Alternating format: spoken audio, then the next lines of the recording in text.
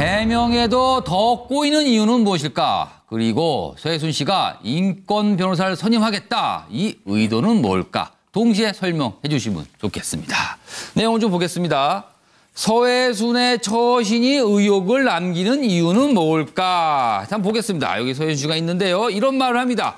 내가 일부러 저작권 가지려고 그런 것도 아니고 뭐 소송하고 걔 시댁과 싸운 거죠. 그런데 남편 사망 3개월 만에 소송 제기를 했어요. 이 말하고는 조금 뭐가 안 맞는 것 같기도 하고요. 자, 돈 없어서 소연이 유학도 못 보내 이렇게 얘기를 했는데 20년간 따져보니까 저작권 수입만 대략 10억 원 정도 됩니다. 10억 원, 20년에 10억 원. 돈이 없다는 말하고는 좀 안 맞습니다. 자, 동거남 아니에요. 친구예요, 친구. 그런데 미국 법정 소속 기록에 보면 남편, 허즈번드라고 기록이 돼 있다고 그러네요. 자, 그리고 이런 질문도 인터뷰에서 받았어요. 오빠분 의심도 하는데 그렇게 얘기하니까 좋으신 분인데 오빠 너무 화가 나셔서 그런데 갑자기 동창 저희 오빠 뭐가 혼동돼서 설명이 나오고 있습니다. 그렇다 보니까 도대체 뭐가 맞는 것인가 의혹이 사고 있다는 얘기인데요. 자, 보겠습니다. 서윤 씨 인권 변호사 선임 예정이다 이렇게 얘기했습니다. 국가인권위에 진정도 했고요. 자, 김광석 씨 친형이죠? 김광석 친형 이름이 김광복 씨입니다. 김광복 씨인데 거짓 너무 받고 의혹투성이다 이렇게 의혹을 제기하고 있습니다. 자, 고 김광석 부검이었죠? 권유른 의사인데요. 타살 의혹은 전혀 없다. 경찰들은 바보가 아니다 라면서 이것은 자살이다 이런 설명을 계속 하고 있고요. 자, 이상호 기자입니다. 의혹을 제기한 이상호 기자는 자료 제출했다. 그리고 서해순 자백받는 데 도움이 될 것이다 라고 자신감을 나타내고 있습니다. 자, 영상부터 보겠습니다. 소연이가 가져가라 그러세요, 소송에서. 아니, 근데 왜 탐나시면 2007년에 말씀하지 가져가시라 그러시라고요. 저는 뭐 내가 일부러 가지려고 그런 것도 아니고 그렇게 욕심이 나시면은 소연이 몫이 예? 가져가시라 그러시라고요. 갑자기 장애 오니까. 예. 예, 장애 2등급이고 아이가 아니고요. 17살 먹었어요. 17살. 친가 쪽에 걔가 뭐 저기 가부키 신드롬 같은 게 있어가지고 전세계 많이 다녔어요. 병원 치료하러. 김광석 씨가 좀 성격이 음악 하시는 분이라 되게 종잡을 수가 없고 그분 성격이 뭐 좀 굉장히 이렇게 좀 뭐랄까 업다운이 심하다는 거. 그러니까 저도 결혼해서 알았어요. 그러니까 김광석 씨 아버님은 되게 착한 줄 알았는데 굉장히, 부모님 놔두고 친구들 다 놔두고 그냥 실수해요. 그냥 술 먹고 그냥 장난하다가 그렇게 된 거예요. 술 먹고 장난하다 그랬다는 발언은 어떻게 하게 되셨어요? 저는 뭐 글쎄 20년 전이라 뭐 기억은 잘 안 나는데 뭐 여기저기 뭐 와가지고 뭐 어떻게 왜 그랬냐 뭐 이런 얘기를 물어보니까 아니 뭐 술 그때 드시고 뭐 이래저 하다가 이렇게 뭐 무슨 연극처럼 이렇게 된 것 같다 이런 얘기를 행설수를 한 거를 써놓으신 거겠죠. 갑자기 남편이 그렇게 됐다 그러고 29살에 그런 일을 당하고 지금 현실감이 전혀 하나도 없으니까 그런 어떤 표현을 했겠죠. 제가 그럼 어떻게 20년 전 얘기를 다 기억을 하겠어요. 그날 그 집에는 김광석 씨, 또 부인 서해순 씨, 친오빠 이렇게 세 분이 계셨던 건가요? 아닙니다. 뭐 오빠는 아래 그 부인하고 같이 계셨었고. 부인도 계셨고. 예. 네. 예. 거기는 그 강화도에 집이 있어가지고 서울 잠깐 나오실 때만 그 1층에 주차장에 있는데 잠깐씩 계셨기 때문에 저는 뭐 그 오빠분은 그때 이제 그 사이렌 소리 듣고 처음 올라오신 거고요. 네네 같이 대원하고 같이 올라왔어요. 사실 20년 전부터 계속 뭐 소문이지만 오빠분에 대해서도 의심하는 사람들이 있었단 말입니다. 오빠가 요번에 다 지금 TV조선하고 다 인터뷰 하시고 집안도 좋으신 분이고 다들 뭐 저희 아버지가 다 군인이시고 훈장도 받으셔서 상당히 좋은 집안인데 저희 오빠도 지금 너무 화가 나셔가지고 소송 준비 뭐 저희 중이시고. 동창 뭐 저희 오빠 설명은 하면 할수록 꼬이는 서해순 씨. 왜 그러는 걸까요? 자, 서영호 소장님. 네. 왜 그러는 겁니까? 문제의 본질은 그런 것 같아요. 제가 볼 때는 서해순 씨라고 한 사람이 아주 유명한 그리고 당시에 젊은이들의 심성을 울렸던 유명한 가수의 불행한 죽음 그리고 그 딸의 의혹투성의 죽음의 최대 수혜자로서 수십억과 수백억에 가까운 돈을 차지하게 된 것이죠. 네. 그렇기 때문에 그것으로부터는 의혹이 되게 많다. 특히 이상호 기자 같은 경우는 그렇기 때문에 악마의 얼굴을 하고 저작권을 통해서 뭔가 재산을 노리고 하는 의혹, 살인, 죽음이 살인의 의혹이 있는 거 아니냐 정도로 거의 서해준 씨를 살인자처럼 이렇게 묘사하고 있는 영화를 개봉했습니다. 네. 저는 애초에 그렇다면 김광석에 대한 그 팬들의 사랑으로 출발한 돈이기 때문에 네. 애초에 남편이 사망하자마자 김광석 공익재단을 설립해서 예를 들면 그 수익을 장애우를 위해서 자기 딸과 같은 장애우를 위해서 돈다든가 아니면 가난한 문화예술을 위한 지원을 했더라면 오히려 이렇게까지 그 어려움에 처해지지 않았을 것 같다는 생각이 들고요. 특히 인권 변호사 선임해서 본인이 마치 사회적 약자인 것처럼 그래서 거대한 음모에서 희생자인 것처럼 하는 희생자 코스프레까지 할 정도로 세간에 이렇게 궁지에 몰리지는 않았지 않겠나 좀 아쉬운 대목이 많은 것 같습니다. 예. 이정우 실장님. 예, 소장님 그 지적 아주 날카로웠습니다. 예. 그런데 안 한 건 아니에요. 아까 2003년에 왜 그 여성 월간지에 예, 등장하잖아요. 그때 이분이 뭐 김민기 씨를 형님, 민기 형 이렇게 부르면서 예, 예. 김민기 씨가 당시 김광석 추모하고 기부 운동을 하고 있었거든요. 그랬더니 예. 민기 형이 어렵게 하시는데 내가 이제부터 적극적으로 하겠다 예. 하면서 한 2년 정도 그런 걸 해요. 예. 하긴 하는데 거의 신용처럼 하고 끝나버렸죠. 왜냐하면 지금 문화예술계 특히나 김광석 씨를 아는 지인들 중에 서해순 씨 편이 없거든요. 편을 안 들었다는 건 그만큼 그때 제대로 예, 예. 뭔가를 안 했다는 뜻이고. 자, 제가 쓴 건 간단하게 말씀드릴게요. 원래 상영금지 가처분 소송을 만약 제기했으면 이건 상영을 못했을 겁니다. 영화 김광석. 예, 예. 왜? 어떤 개인을 살인범으로 그렇죠. 지금 몰아가면서 그러니까 법원에서 따져봤겠죠. 정확한 어떤 증거가 예, 없거든요. 예. 판사 입장에서는 이거 아마 받아들였을 가능성이 굉장히 예, 커요. 예. 그런데 왜 안 했는가? 그다음에 언론중재위를 제소를 했어야 돼요. 언론들을 일단 지금 이렇게 번져가는 예. 거예요. 지금 이 종편도 사실은 언론중재위에 제소를 하고 사실 이 확산되는 나가야 저희를 되는데 여기 지금 이 프로그램 제소하라고. 그렇죠. 그것도 안 했어요. 그다음에 명예훼손 혐의 고소도 안 해요. 그런데 예. 뭘 하냐면 엠네스티 얘기를 해요. 그러니까 인권위를 얘기를 합니다. 예, 예. 이건 무슨 얘기냐면 전혀 엉뚱하거든요. 왜 엉뚱하냐면 저는 좀 허세가 있다. 이 판을 키우고 판을 키워서 자신의 어떤 유명세를 좀 높이려고 했던 게 처음부터 의도가 아니었나. 아니면 사실은 이 소송을 걸었으면 분명히 예. 영화 상영이 안 되고 확산이 안 됐을 거다. 알겠습니다. 자, 박성규 교수께서는 어떻게 보세요? 방금 저 얘기가 맞다고 얘기하면 이것이 앞으로 대반전인데요. 예. 그럼 더 관심을 갖고 지켜봐야 될 것 같습니다. 정말 그 판을 키워보면은 자신이 이른바 뜰 수가 있고 서해순 작품으로 앞으로 나와서 우리 문학에 일익을 할 수 있을 만큼의 유명세를 치를 수 있다고 판단해서 지금 영화도 상영 금리 가처분 소송을 안 하고 또 이 방송도 계속 하게 나온다. 뜨긴 떴죠. 뭐 거의 온 국민이 다 알 정도가 됐는데요. 뭐. 그렇죠, 그죠? 예. 좀 재밌습니다. 앞으로 한번 지켜보겠습니다. 예. 자, 내용은 왜 자꾸 꼬이느냐? 저는 이렇게 봅니다. 뭔지는 모르겠으나 썼는데요. 뭔가를 저는 숨기려고 뭔가를 숨기려고 하면은 말이 꼬이는 거예요.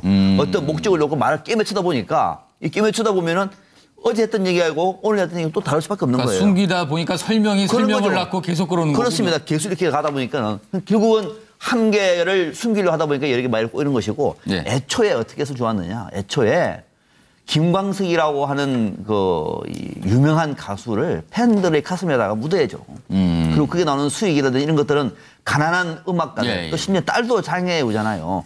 그럼 또 딸들의 고통들이 얼마나 많은지 알잖아요.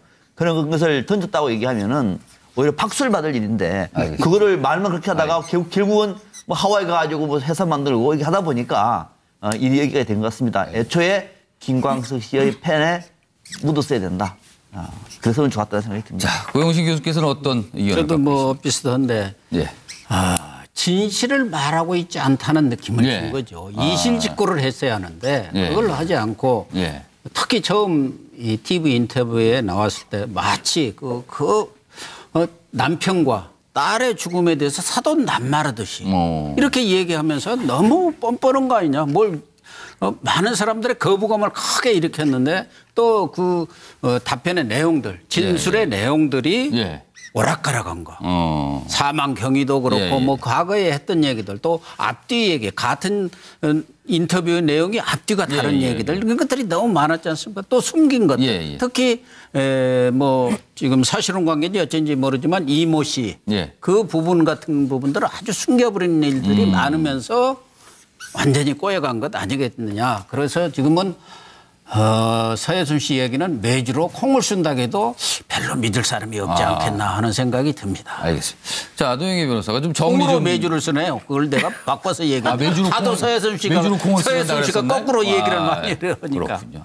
아무튼 좀 이상하다 그 말씀입니다. 결론. 자, 노영희 변호사가 결론 좀 내주시죠 좀. 저는 2017년에는 이분이 인터뷰를 하지 말았어야 된다.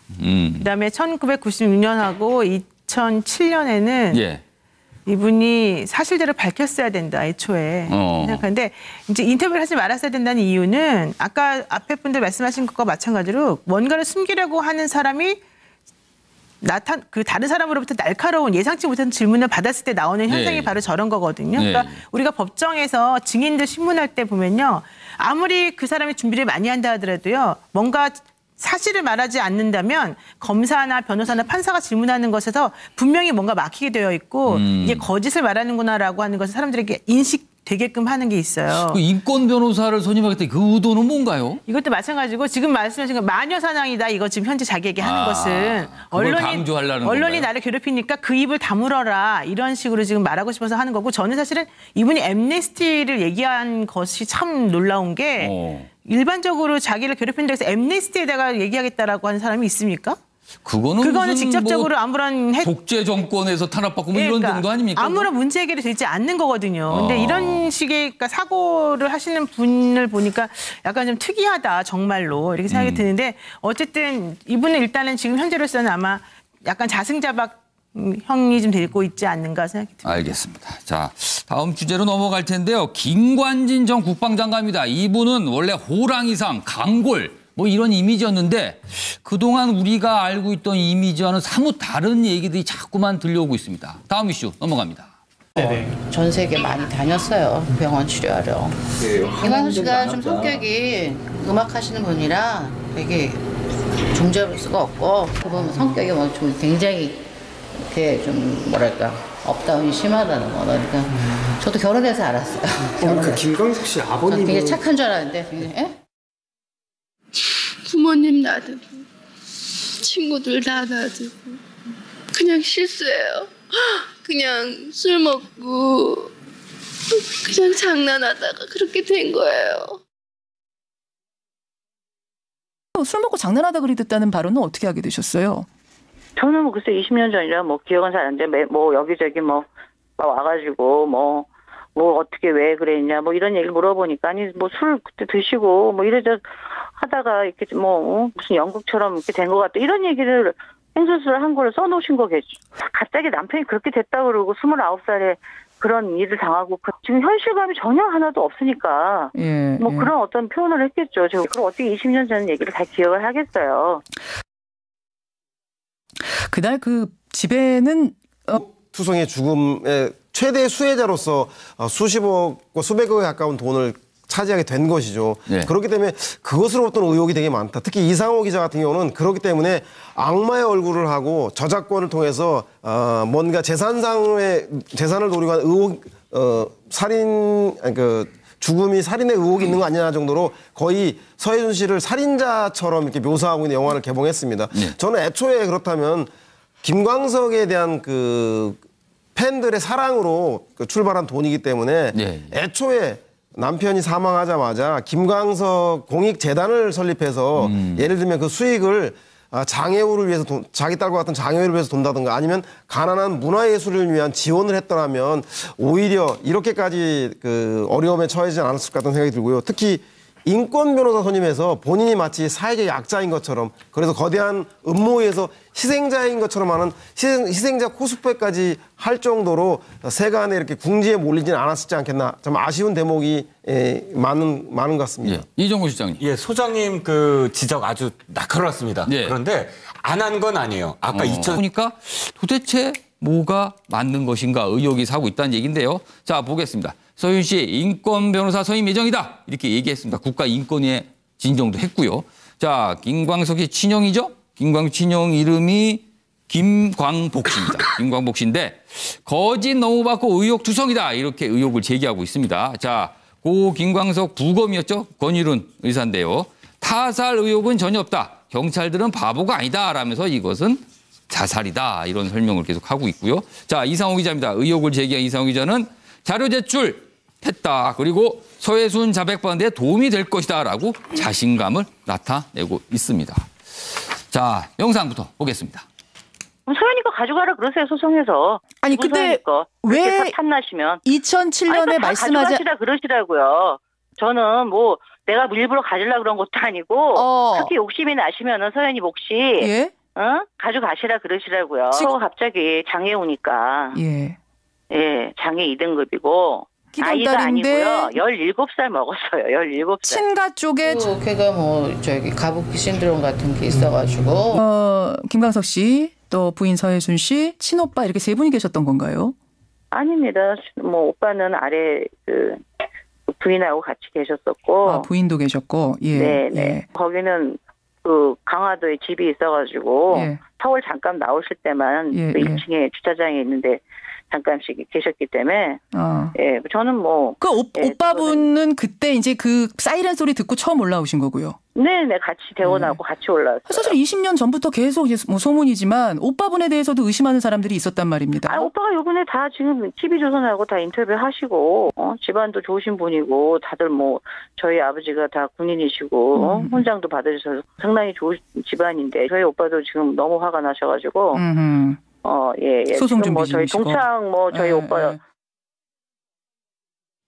설명은 하면 할수록 꼬이는 서해순 씨. 왜 그러는 걸까요? 자, 서영호 소장님. 네. 왜 그러는 겁니까? 문제의 본질은 그런 것 같아요. 제가 볼 때는 서해순 씨라고 하는 사람이 아주 유명한, 그리고 당시에 젊은이들의 심성을 울렸던 유명한 가수의 불행한 죽음, 그리고 그 딸의 의혹. 해명에도 더 꼬이는 이유는 무엇일까? 그리고 서해순 씨가 인권 변호사를 선임하겠다. 이 의도는 뭘까? 동시에 설명해 주시면 좋겠습니다.